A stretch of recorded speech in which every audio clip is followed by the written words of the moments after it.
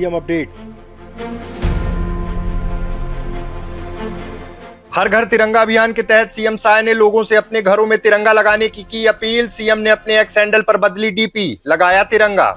बेमित्रा में उप मुख्यमंत्री अरुण साव के भांजे तुषार के श्रद्धांजलि कार्यक्रम में शामिल हुए सीएम साय। श्रद्धांजलि देते हुए परिवारजनों से व्यक्त की संवेदनाएं। नीरज चोपड़ा ने पेरिस ओलंपिक में जेवलिन थ्रो में जीता सिल्वर मेडल। सीएम साय ने एक्स पोस्ट कर दी बधाई। जशपुर जिले में सीएम साय के निर्देश और लोगों की जागरूकता का असर। सर्पदंश के बाद अस्पताल पहुंचकर इलाज कराने से बच रही लोगों की जान। झाड़ फूक छोड़ लोग पहुंच रहे अस्पताल। सरकार के सार्थक प्रयासों से बदल रही नक्सल प्रभावित क्षेत्रों की तस्वीर। धुर नक्सल प्रभावित क्षेत्र जगरगुंडा में सड़क बनने से विकास के खुले द्वार। सीएम अपडेट्स विस्तार से। देश भर में हर घर तिरंगा अभियान आरंभ हुआ है। कल मुख्यमंत्री निवास रायपुर में आयोजित जनदर्शन कार्यक्रम के दौरान मुख्यमंत्री श्री विष्णुदेव साय ने वहां उपस्थित लोगों को तिरंगा सौंपकर अभियान की शुरुआत की थी। आज सीएम साय ने अपने सोशल मीडिया एक्स हैंडल पर पोस्ट करते हुए लिखा कि सभी प्रदेशवासियों को नमस्कार। आज 9 अगस्त से 15 अगस्त तक प्रदेश में स्वतंत्रता सप्ताह का आयोजन किया जा रहा है। इस दौरान हर घर तिरंगा कार्यक्रम के अंतर्गत प्रदेश के सभी जिलों में अनेक तरह के आयोजन होंगे। इनमें तिरंगा यात्रा, तिरंगा रैलियां, तिरंगा दौड़, तिरंगा प्रतिज्ञा, तिरंगा सेल्फी, तिरंगा मेला जैसे आयोजन शामिल हैं। तिरंगा न केवल हमारी स्वतंत्रता का प्रतीक है, बल्कि यह हमारे राष्ट्र की एकता, अखंडता और विविधता का भी प्रतीक है। हर घर तिरंगा कार्यक्रम का उद्देश्य तिरंगे के प्रति सम्मान प्रकट करने के लिए सभी को अपने अपने घरों पर तिरंगा फहराने के लिए प्रेरित करना है। आप सभी सोशल मीडिया में भी डीपी बदलकर तिरंगा लगाएं। आइए हम सब मिलकर अपने अपने घरों पर तिरंगा फहराएं और अपने महान स्वतंत्रता सेनानियों के त्याग और बलिदान को श्रद्धांजलि अर्पित करें। जय हिंद, जय छत्तीसगढ़। मुख्यमंत्री श्री विष्णुदेव साय आज बेमित्रा नयापारा में उप मुख्यमंत्री श्री अरुण साव के भांजे तुषार साहू के श्रद्धांजलि कार्यक्रम में शामिल हुए। उन्होंने तुषार साहू को पुष्प अर्पित कर श्रद्धांजलि दी। उन्होंने शोक संतप्त परिवारजनों से मिलकर अपनी संवेदनाएं व्यक्त की और कहा कि तुषार की कमी हम सबको खलेगी। हम सब दुख की इस घड़ी में उनके साथ खड़े हैं। इस कठिन समय में हम सबको धैर्य बनाए रखना है। आपको बता दें कि विगत 4 अगस्त को तुषार की कवर्धा जिले के बोडला स्थित रानी दहरा जलप्रपात में नहाने के दौरान डूबने से मृत्यु हो गई थी। श्रद्धांजलि कार्यक्रम में उप मुख्यमंत्री श्री अरुण साव, कृषि मंत्री श्री रामविचार नेताम सहित अन्य जनप्रतिनिधिगण, परिवार के सदस्य उपस्थित रहे। नीरज चोपड़ा पेरिस ओलंपिक की जेवलिन थ्रो में सिल्वर मेडल जीतकर लगातार 2 ओलंपिक पदक जीतने वाले पहले भारतीय ट्रैक और फील्ड खिलाड़ी बन गए हैं। मुख्यमंत्री श्री विष्णुदेव साय ने अपने एक्स हैंडल पर पोस्ट करते हुए नीरज चोपड़ा को बधाई देते हुए लिखा, पेरिस ओलंपिक में भारतीय सूरवीर नीरज चोपड़ा को रजत पदक जीतने पर बहुत बहुत बधाई। नीरज ने लगातार 2 ओलंपिक में मेडल जीतकर भारत को गौरवान्वित किया है। शाबाश नीरज। संवेदनशील मुख्यमंत्री श्री विष्णुदेव साय के नेतृत्व में बेहतर स्वास्थ्य सेवाओं के साथ सर्पदंश की स्थिति में इलाज के लिए प्रेरित करते हुए जागरूकता अभियान को बढ़ावा देने की दिशा में काम किया जा रहा है और अब इसके सकारात्मक परिणाम भी सामने आने लगे हैं। जशपुर जिले में बरसात के दिनों में हर साल सर्पदंश की घटनाएं बढ़ जाती हैं। इस साल जून और जुलाई माह में सर्पदंश की 131 घटनाएं सामने आ चुकी हैं। सरकार और स्वास्थ्य विभाग के प्रयासों से समय पर अस्पताल पहुंचने वाले लगभग सभी मरीजों की जान बचा ली गई है। स्वास्थ्य विभाग के आंकड़ों के अनुसार अस्पताल पहुंचने वाले मरीजों में से सिर्फ 3 मरीजों की मौत हुई है।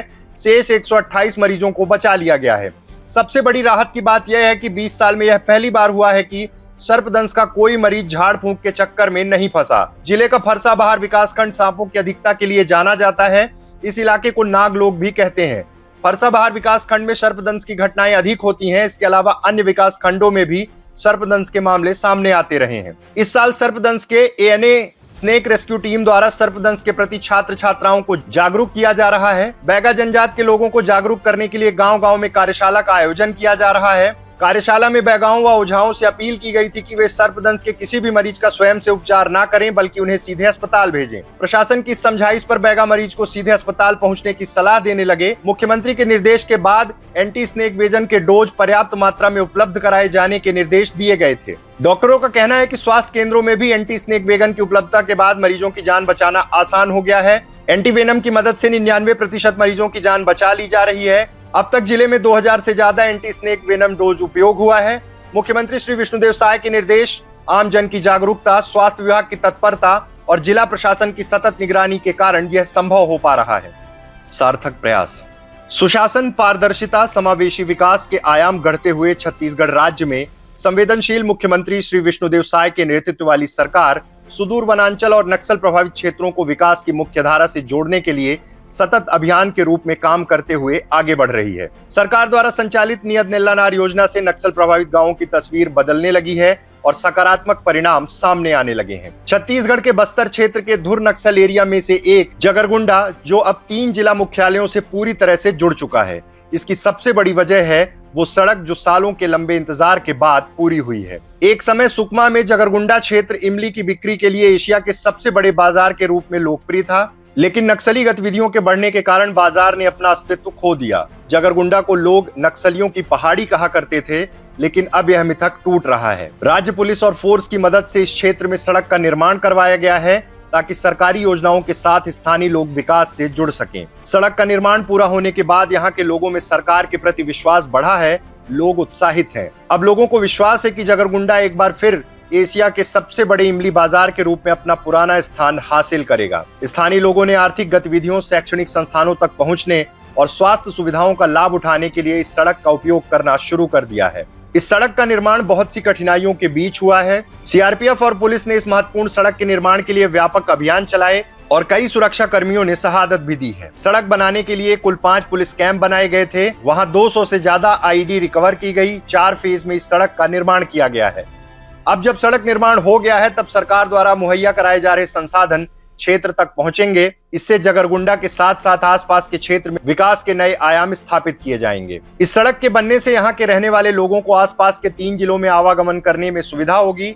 स्थानीय लोग अपनी धान और वनोपज आसानी से बड़े बाजारों में ले जाकर बेच सकेंगे। इसी के साथ सड़क बनने से सरकारी सुविधाएं जैसे पीडीएस, स्कूल, आंगनबाड़ी, स्वास्थ्य केंद्र सहित अन्य सुविधाओं का विस्तार होगा। प्रदेश के मुख्यमंत्री श्री विष्णुदेव साय का मानना है कि नक्सल प्रभावित क्षेत्र के आम जनता तक उनके विकास की सशक्त रूपरेखा तैयार करते हुए जमीनी क्रियान्वयन कर सरकार की योजनाएं पहुंचाकर नक्सलवाद को खत्म करने की दिशा में हमारी सरकार आगे बढ़ रही है। नियत नेल्लानार योजना के माध्यम से नक्सल प्रभावित क्षेत्र के गांवों को विकास की मुख्य धारा से जोड़ने के लिए तेजी से काम किया जा रहा है। नक्सल प्रभावित क्षेत्रों को विकसित करने के लिए सरकार द्वारा मजबूत कदम उठाए जा रहे हैं। अरनपुर जगरगुंडा सड़क के पूरा होने पर सुरक्षा बलों ने राहत की सांस ली है, वहीं स्थानीय लोग सड़क निर्माण से बेहद खुश हैं।